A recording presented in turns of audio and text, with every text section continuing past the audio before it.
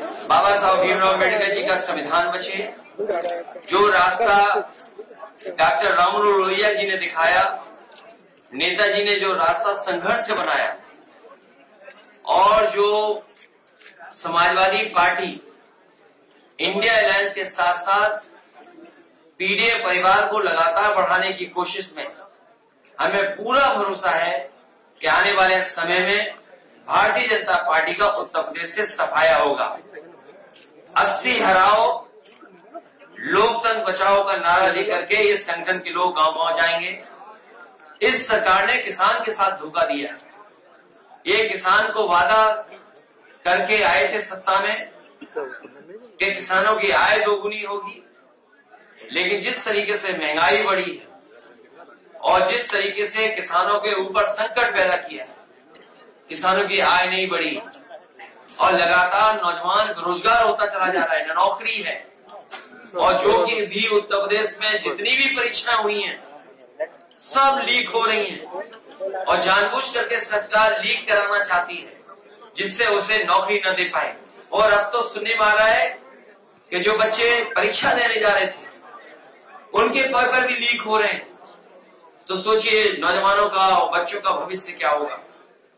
ये न केवल संविधान के साथ खिलवाड़ कर रहे हैं, बल्कि नौजवानों के साथ उनके भविष्य, उनका आने वाला समय है, कल है, उसके साथ एक खिलवाड़ करने का काम कर रहे हैं। यहाँ नौजवान संकल्प लेकर के जा रहा है कि भारतीय जनता पार्टी से तो इस उत्तर प्रदेश और देश को बचाना है। गणित बहुत आसान है, उसमें बहुत ज्यादा दिमाग लगाने की जरूरत नहीं है। किसान की आय दोगुनी नहीं हुई, किसान बैठा हुआ इंतजार कर रहा है कि वोट कब डालेंगे। जिस किसान के ऊपर 3 काले कानून आ रहे थे, चुनाव आया, काले कानून वापस ले लिए। किसान को खुश करने के लिए, एक संदेश देने के लिए पॉजिटिव, भारत रत्न चौधरी चरण सिंह जी को दिया गया, भारत रत्न स्वामीनाथन जी को दिया गया। अगर ये वाकई में सच्चे भारतीय जनता पार्टी के लोग किसानों के दुख दर्द को समझते हैं, उनकी परेशानी को समझते हैं और आय दोगुनी का अगर वादा किया उन्होंने, तो स्वामीनाथन जी ने जो फार्मूले दिए थे उन फार्मूलों का अमल क्यों नहीं कर रहे, एमएसपी क्यों नहीं लागू कर रहे। एक तो ये बात, और दूसरी 60 लाख बच्चों की परीक्षा छूट गई। वो अपना भविष्य बनाना चाहते थे, अपना कल उनका कैसे बेहतर हो उसके लिए सोच रहे थे। इस सरकार ने उनका पेपर लीक करा दिया और 60 लाख बच्चे, उनका गुणा कर दो, माँ बाप मिला लो, 3 अगर गुना कर देंगे 60 लाख में तो 1 करोड़ 80 लाख लोग बनते हैं।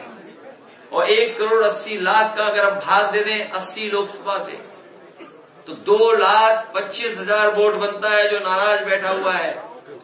और अभी जो 2 परीक्षाएं पेपर लीक हो गए, तो सोचो कितने बच्चे हो गए, उनका परिवार जोड़ लो तो कितना हो गया हिसाब किताब। जिस पार्टी का एक लोकसभा में 3 लाख वोट कम हो रहा हो, वो 80 नहीं हारेगी तो क्या करेगी वो सब पार्टी। पहला जो फेक इनकाउंटर हुआ था वो जिम का इंस्पेक्टर था नोएडा का यादव, क्या उसके जो फेक इनकाउंटर करने वाले अधिकारियों की कार्रवाई हुई? इसी तरह जालौन में और झांसी में बॉर्डर पे एक पुष्पेंद्र यादव की हत्या हो गई, पुलिस ने मारी उसको, फेक इनकाउंटर किया। और उसकी पत्नी ने कहा कि अगर 1 साल में मुझे न्याय नहीं मिला तो मैं भी आत्महत्या कर लूंगी। उस बेचारी पत्नी ने आत्महत्या कर ली। क्या सरकार ने मदद की? और जिन अधिकारियों ने उसका फेक इनकाउंटर किया था, क्या उन अधिकारियों के खिलाफ कार्रवाई की सरकार ने? और फिर केस कहां से लिखा गया था? हाई कोर्ट जाना पड़ा, तब जाके उन पुलिस के खिलाफ एफआईआर हुई। एक पुजारी लड़का है जौनपुर का, पुजारी यादव, उसको फेक इनकाउंटर में जान ले ली उसकी। जब उसके परिवार के लोगों ने कार्रवाई की तो 9 या 11 पुलिस के लोग जेल चले गए। एक दिन बिजली के बहाने उसके घर परिवार के लोगों को परेशान करने पकड़ने आए थे। सोचो, जब गांव वाले इकट्ठे हो गए और गांव वालों ने दौड़ाया पुलिस को तो पुलिस वाले कहने लगे क्योंकि इसका बिजली का बिल पेंडिंग था इसलिए हम इससे बिजली का बिल लेने आए थे। अरे रात में एसटीएफ बिजली का बिल लेने जाएगी? ये कहां धोखा दे रहे हो भैया। इसलिए आप लोग गाना गाना मत करिए, आप भी सच दिखाइए।